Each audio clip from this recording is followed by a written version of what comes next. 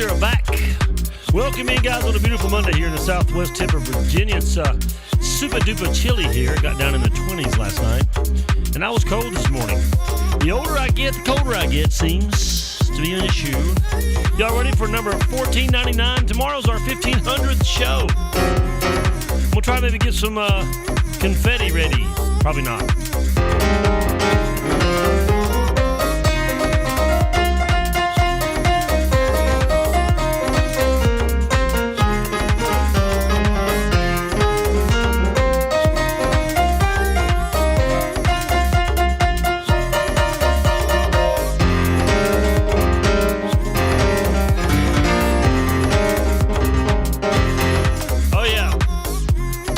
Showed about a minute, 15 seconds before we kick this show off. We're going to talk about reject the culture this week. I am so tired of cultural pressure.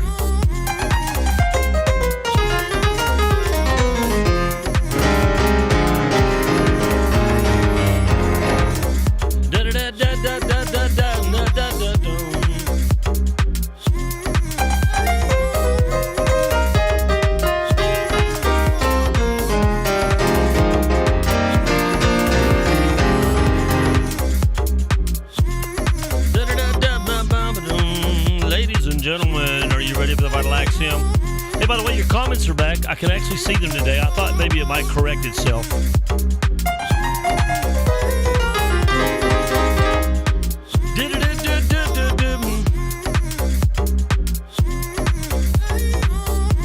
Oh, yeah.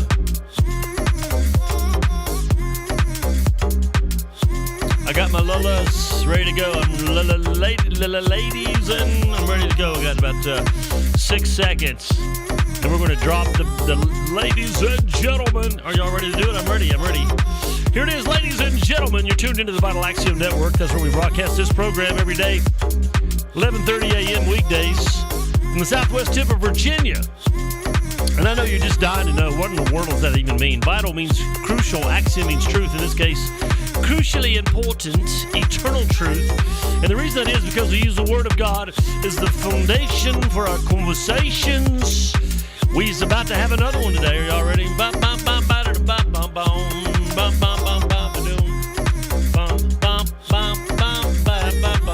Hey guys, welcome in. Glad to see you on this Monday. It's definitely working toward being winter, even though it's still fall until December the 21st. It sure feels like winter. Ice and snow, and we had snow Saturday. I got up Saturday morning, and there was about maybe a quarter, half inch of snow at my house. It just depends on the ground because the ground's still warm. It melted on the cars that were covered. Brrr. Can I say this? I don't like winter. I'm tired of winter. If I never see another flake of snow in my life, maybe on a postcard, I'll be happy. Today, you guys, can you believe this? Tomorrow is number 1500. Today's number 1499. 1499 broadcasts. I can't believe it. I'm just kind of still in awe that we've been here that long and people are still listening. I actually had a friend of mine say he wished the show was longer, and that was very encouraging to me, very humbling. And I was like, wow, really? Okay, awesome. Now, this is a part, and can I just say this? When the comments didn't come up on Friday, I was lost, y'all. I was lost. I'm just not able to, at least I'm in this vein of talking with you guys, and I felt like I was all by myself. It was really weird. I can't even explain. Excuse me, camera, sorry. It was just like, oh man, where's all my peeps? And I'm so glad that the comments are back today. All these updates and Facebooks. So let's stop right here and see who's here and see what's going on. On my personal page on Facebook, Miss Kay got in, blessed, wonderful day, and asking about my dad, and he's doing somewhat better. He definitely needs your prayers. He's weak and frail. The medications they've given him are just devastating.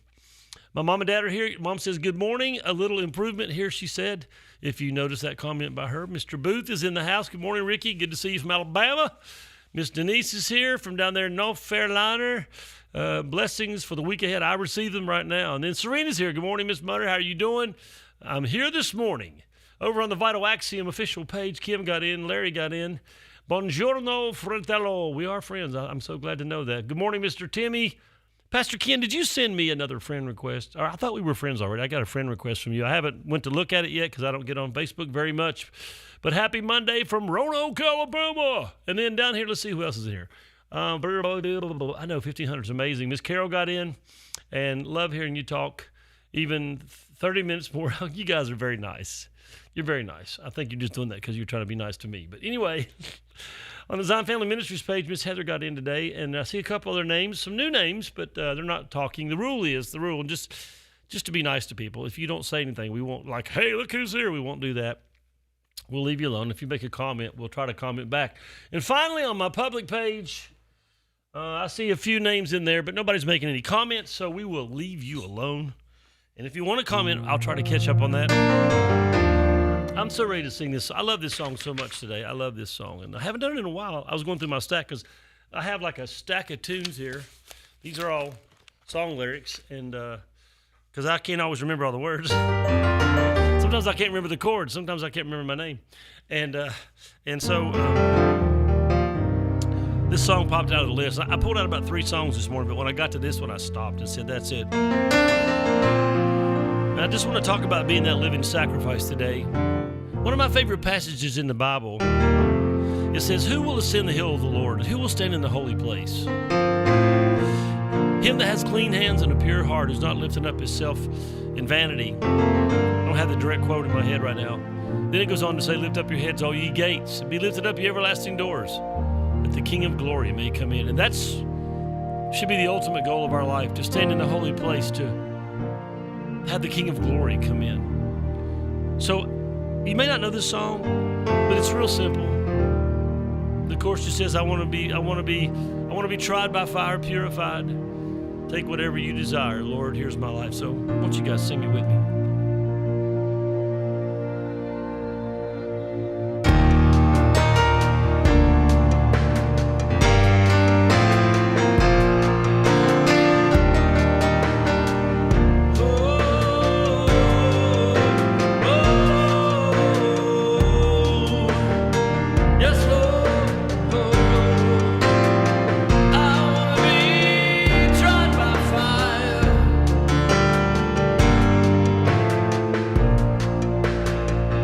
If the altar's where you meet us, take me there if you're looking for an offering.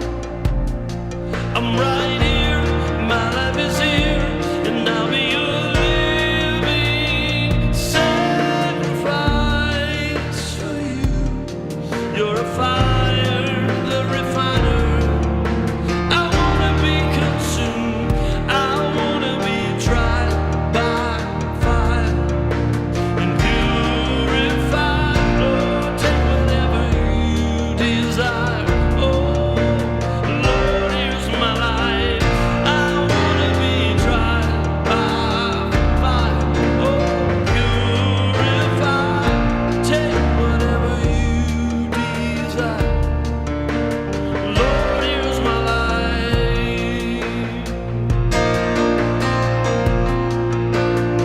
Now if your glory wants to come in, let it fall. We want it all. Lord, your fire is consuming. Fill this place, set it ablaze, and I'll be a living sacrifice for you. You're a fire, the refiner. I wanna be consumed, I wanna be tried by fire and purified. Oh, take whatever you desire. Lord, here's my life. I wanna be tried by fire, hey, and purified. Take whatever you desire.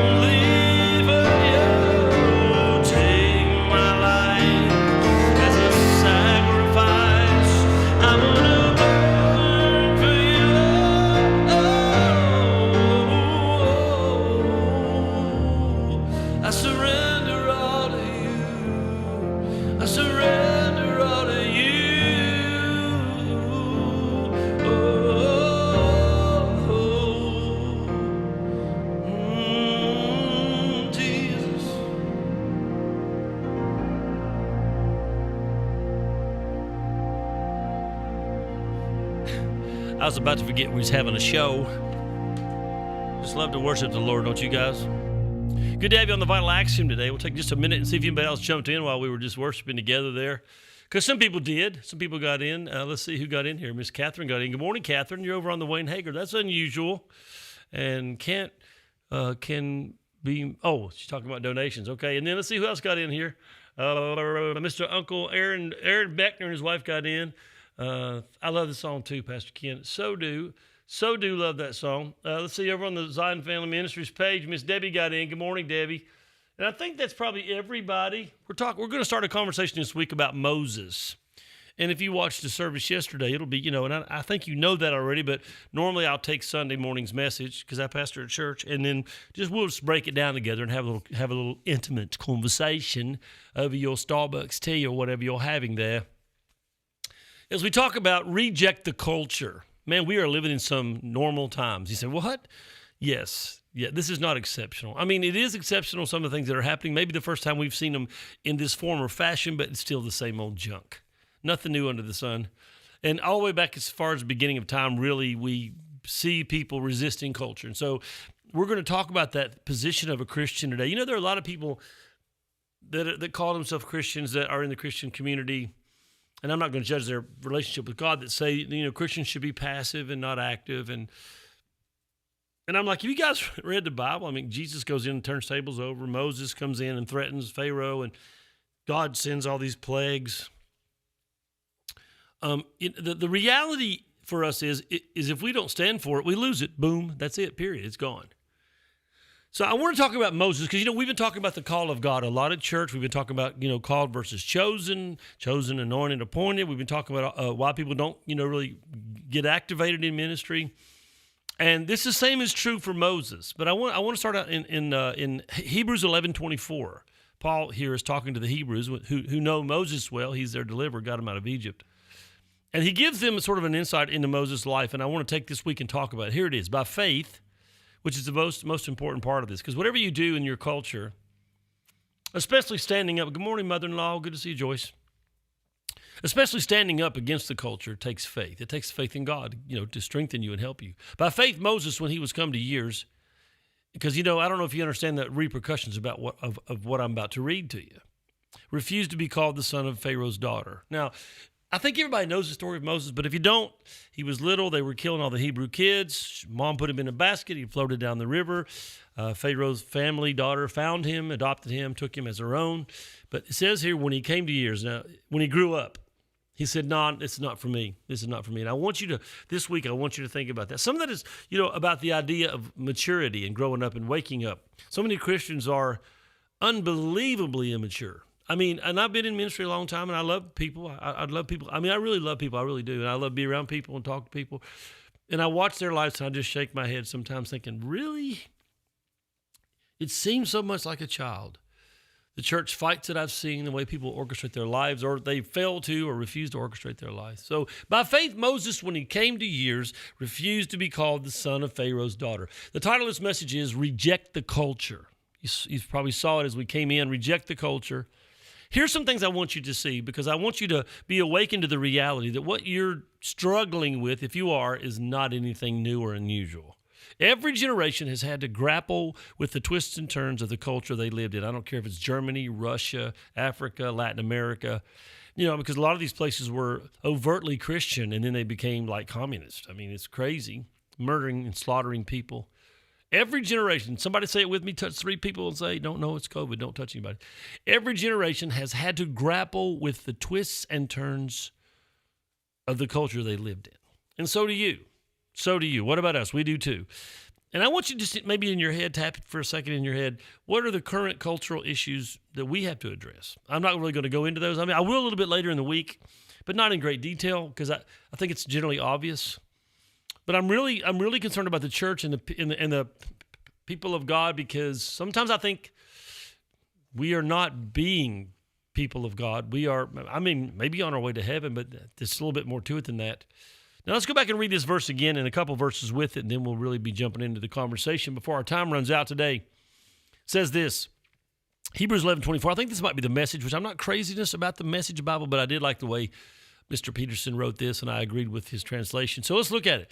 It was faith that made Moses, when he had grown up, that's a very important stipulation, refused to be called the son of Pharaoh's daughter. Now look at this next verse, because this is the cultural thing that I want you to get. Verse 25. He preferred to suffer with God's people rather than enjoy sin for a little while. Sin. So can I just say this? Can I say we're going to identify Pharaoh's family culture as sinful? And I don't think anybody would argue that Pharaoh and what he did was sinful. He was a very sinful man. He was the epitome of evil, actually. But at the same time, anything you could possibly want was obtainable because he was Pharaoh. He was literally seen as God. So he preferred to suffer with God's people, as the King James says, rather than enjoy the pleasures of sin for a season. For a season.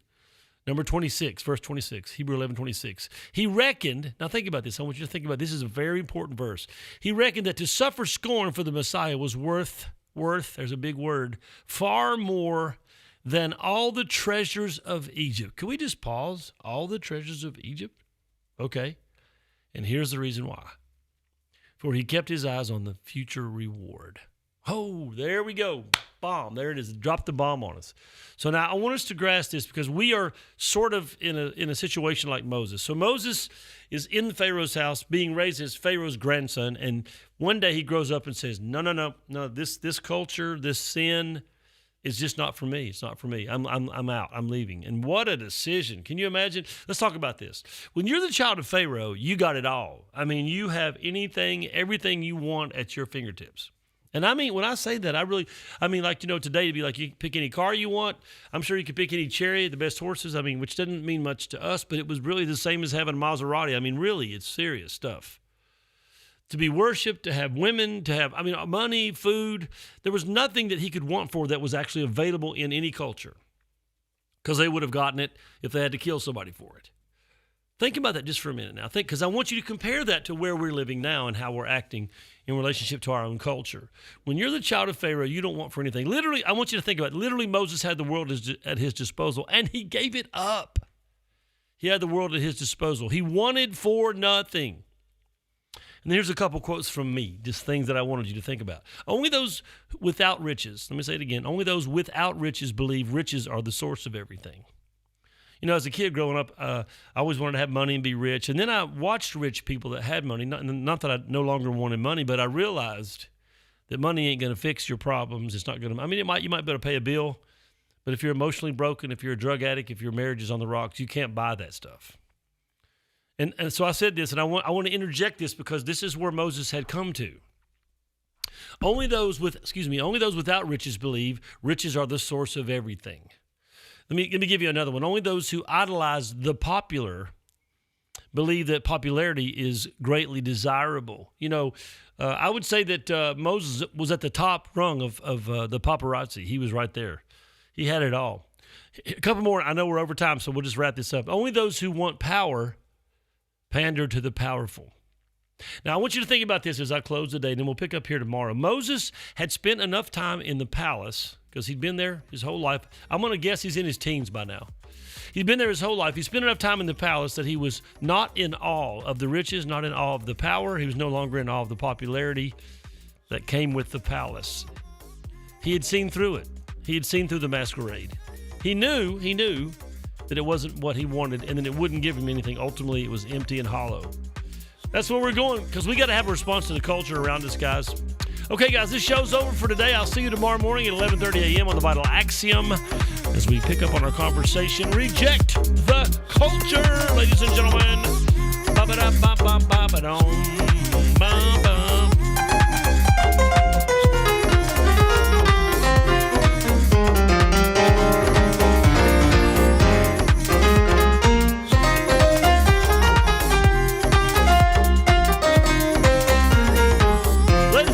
Watching the Vital Axiom that stands for crucially important eternal truth, brought to you from the Word of God because we use the Word of God as the foundation for our conversation. Just in a loud, banging, clanging noise, I want to say thanks for watching and to being a part of these crucially important eternal conversations. See if there's any shout-outs before we go today. Looks like everybody's happy. Hey, the wind, and see you jump in there. Good morning. I used to be like that. I was even sure until God had to wake me up. Well, you know what? He will. We'll give him a chance. He'll wake us up. Have a blessed day, Luann. Oh, yeah.